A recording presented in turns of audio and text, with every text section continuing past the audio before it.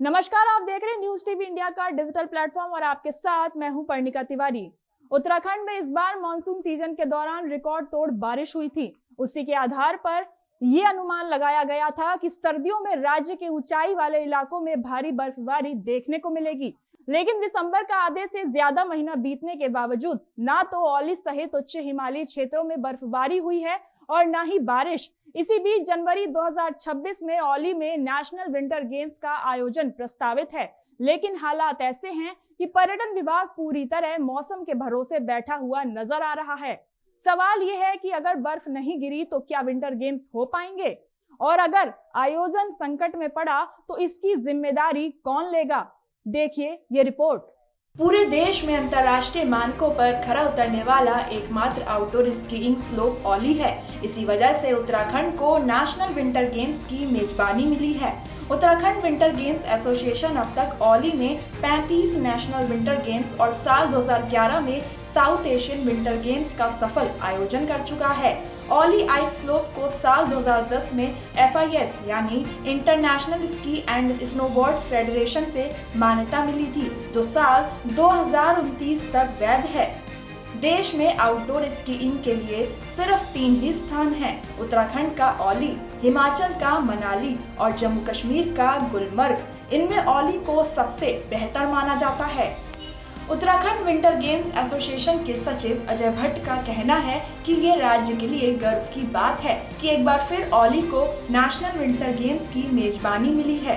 उन्होंने बताया कि इस आयोजन में देश भर से करीब 300 खिलाड़ी हिस्सा लेते हैं, जिनमें भारतीय सेना, BSF, CRPF और ITBP के खिलाड़ी भी शामिल होते हैं। उन्होंने कहा कि विंटर गेम्स जैसे बड़े राष्ट्रीय आयोजन के लिए महीनों पहले से तैयारियां शुरू करनी होती हैं, जिसमें पर्यटन विभाग और औली में मौजूद गढ़वाल मंडल विकास निगम की अहम भूमिका होती है। लेकिन इस बार ना तो पर्यटन विभाग और ना ही GMVN की ओर से कोई ठोस तैयारी या गंभीरता दिखाई दे रही है। आयोजन को लेकर समय रहते सूचना देने के बावजूद विभाग की ओर से अब तक कोई ठोस प्रतिक्रिया सामने नहीं आई है।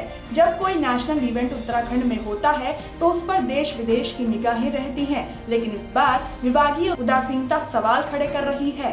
जी नमस्कार। बड़े हर्ष की बात है कि उत्तराखंड को एक बार फिर औली में शीतकालीन खेलों की जिम्मेदारी मिली है, जो कि winter game association of Uttarakhand जो कि 1979 से लगातार औली में स्कीइंग का आयोजन करते आ रही है। और जो इसकी सबसे बड़ी उपलब्धि है, 2011 में साउथ एशियन विंटर गेम्स हमारे द्वारा औली में आयोजित किए गए हैं, जिसमें पर्यटन विभाग का, उत्तराखंड सरकार का बहुत बड़ा योगदान रहा है। अभी भी हमें नेशनल जो मिला है, हमने उसकी सारी सूचना पर्यटन विभाग को दे दी है। अब हम पर्यटन विभाग से उनके पॉजिटिव नोट्स का इंतजार कर रहे हैं कि कितने जल्दी वो इसकी तिथि के लिए हमें बुलाएं और मीटिंग हो। और बस इसी का हम इंतजार कर रहे हैं, क्योंकि पूरे भारत से लगभग 250 से 300 खिलाड़ी के औली आने की संभावना है, जिसमें अलग अलग राज्यों के खिलाड़ी होंगे, भारतीय सेना की होंगे, ITBP होगा, BSF होगा, CRPF होगा। तो बहुत बड़ी संख्या में खिलाड़ी अदर अदर स्टेट से भी इसमें आते हैं और तैयारियां बहुत एडवांस में करनी होती है। और हम अपनी तैयारियों पे लगे हुए हैं। बस हमें पर्यटन विभाग से हरी झंडी का इंतजार है कि क्योंकि ये नेशनल है, बड़ा आयोजन है, तो पूरे देश की नज़र इस पे होती है, इंटरनेशनली इस पे सबकी नज़र होती है। पूरे देश दुनिया के खिलाड़ी देखते हैं कि भाई पूरा यहाँ का जो नेशनल है वो कैसे चल रहा है, कौन सी नई प्रतिभाएं आगे आ रही है, क्या है। तो इस वजह से क्या है, एरिया को एक बहुत बहुत टूरिज्म के व्यू ऑफ पॉइंट से एरिया को बहुत फायदा होता है, जैसा कि पहले से होता हुआ आया है। आप देखेंगे कि पूरा विंटर टूरिज्म एक औली के पास के कंधों पे होता है।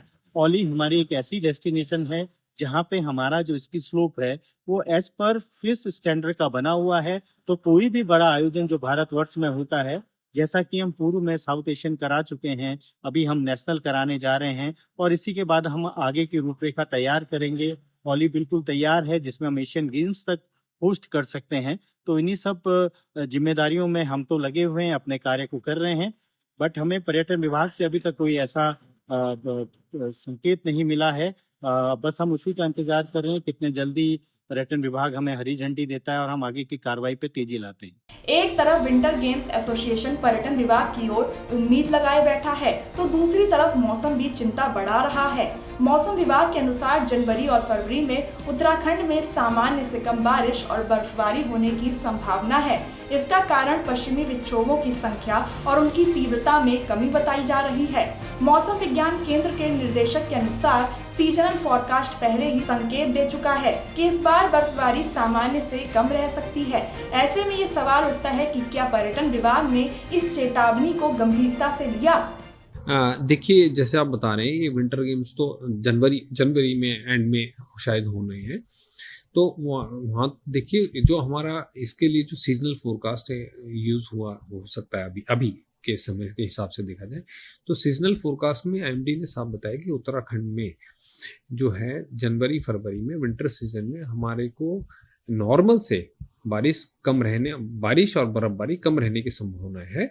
और ये संभावना इसलिए बन रही क्योंकि ऐसा उम्मीद है कि वेस्टर्न डिस्टर्बेंस जो पश्चिमी विक्षोभ आते हैं वो भी नंबर और उनका इंटेंसिटी कम रहने का चांसेस है। तो ओवरऑल जनवरी और फरवरी में ही विंटर में हमारे को यही उम्मीद है कि नॉर्मल से कम बारिश अभी तक रहेगी, ऐसा ही संभावना बन रही है। ऐसे में अगर जनवरी में बर्फबारी नहीं हुई तो नेशनल विंटर गेम्स पर संकट के बादल मंडरा सकते हैं।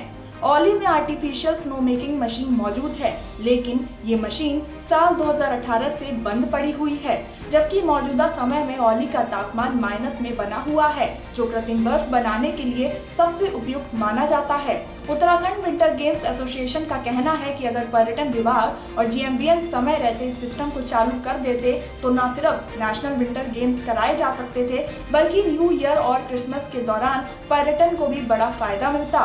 लेकिन हैरानी की बात ये रही कि इतने अहम नेशनल इवेंट के बावजूद विभागीय स्तर पर अब तक कोई ठोस पहल नजर नहीं आ रही है। जी, मैं Ajay Bhatt, Auli winter game association of Uttarakhand का सदस्य हूँ। हमें आपको ये बताते हुए बड़ा हर्ष हो रहा है कि औली में हमारे पास आर्टिफिशियल स्नो मेकिंग सिस्टम है जो लगभग 2018 से बंद है। अगर हम उस सिस्टम को अगर आजकल चलाते हैं तो हमें बहुत अच्छा आर्टिफिशियल स्नो मिलता, और जिसमें कि अभी पूरे हिमालय में अभी तक बर्फबारी नहीं हुई है, चाहे कश्मीर हो, चाहे हिमाचल हो, चाहे अदर हिमालयन रीजन हो, और या फिर उत्तराखंड में कहीं भी अभी हायर रेंज में स्नो नहीं है। तो अगर और हमारे पास टेम्परेचर इस समय बहुत अच्छा टेम्परेचर है जो माइनस से भी नीचे है, तो ये बहुत राइट टाइम था स्नो बनाने के लिए। बट हमारी स्नो मेकिंग सिस्टम काफ़ी टाइम से बंद है, जिसमें काफ़ी मेंटेनेंस भी है और कई छोटे मोटे इश्यूज हैं। तो अगर सरकार इसमें थोड़ा सा गंभीरता से अगर लेती है और स्नो मेकिंग सिस्टम को चलाती है, और तो फिर हम ये बर्फ़ बना सकते हैं। कृत्रिम बर्फ़ में हम पूरे भारत के टूरिस्ट को अट्रैक्ट कर सकते थे, और यहाँ पे जैसे न्यू ईयर और क्रिसमस आने वाला है और होटलों की काफ़ी बुकिंग्स हैं, काफ़ी टूरिस्ट यहाँ पे आएंगे। अगर तब तक बर्फ़ नहीं होती है तो कृत्रिम बर्फ एक ऑप्शन जरूर था टूरिस्ट के लिए और इस इलाके के लिए, और टूरिस्ट को अट्रैक्ट करने के लिए एक हमारे पास पॉइंट था, बट जो अभी बंद है। और अगर हमारे पास सही समय पे वो बर्फ भी बनी होती तो हमारे शीतकालीन खेलों को भी आसानी से आयोजित किया जा सकता था। कुल मिलाकर सवाल साफ है, जब औली जैसी प्रतिष्ठित FIS अप्रूव्ड लोकेशन मौजूद है, आर्टिफिशियल स्नो की सुविधा उपलब्ध है और नेशनल इवेंट की जिम्मेदारी भी पर्यटन विभाग के पास है, तो फिर विभाग सिर्फ मौसम के भरोसे क्यों बैठा है? अगर समय रहते स्नो मेकिंग सिस्टम को चालू नहीं किया गया तो न सिर्फ नेशनल विंटर गेम्स बल्कि उत्तराखंड की पर्यटन छवि को भी भारी नुकसान उठाना पड़ सकता है।